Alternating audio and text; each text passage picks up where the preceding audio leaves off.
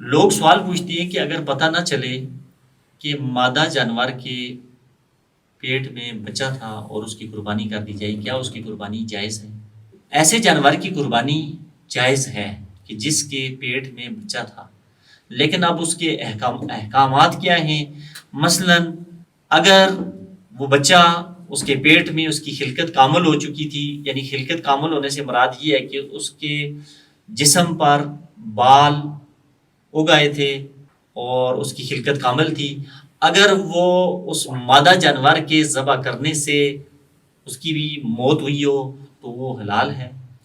لیکن اگر وہ زندہ پیٹ سے باہر آ جائے اور اسے ذبح کرنا ضروری ہے، اگر اسے ذبح نہ کیا جائے تو مردہ مر جائے تو وہ مردار تصور کیا جائے گا۔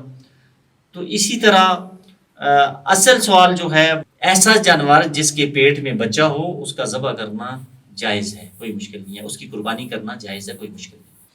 لوگ یہ سوال پوچھتے ہیں کہ رشوت، چوری، ڈاکہ، منشیات اور اسی طرح جسم فروشی کی کمائی سے کیا قربانی کی جا سکتی ہے؟ تو اس کا جواب یہ ہے کہ یہ ساری چیزیں، رشوت، چوری، ڈاکہ، اس کے علاوہ اور بھی جو اسی طرح منشیات یا جسم فروشی کی کمائی جو ہے حرام ہے۔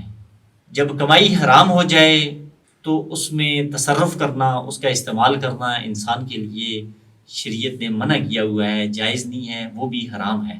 تو اگر کوئی حرام کی کمائی سے قربانی کا جانور خریدے گا تو یہ بھی ایک قسم کا اس حرام کی کمائی میں تصرف ہے، تو یہ جائز نہیں ہے۔ بس حرام کی کمائی سے خریدے گئے جانور کی قربانی جائز نہیں ہے، وہ بھی حرام ہے۔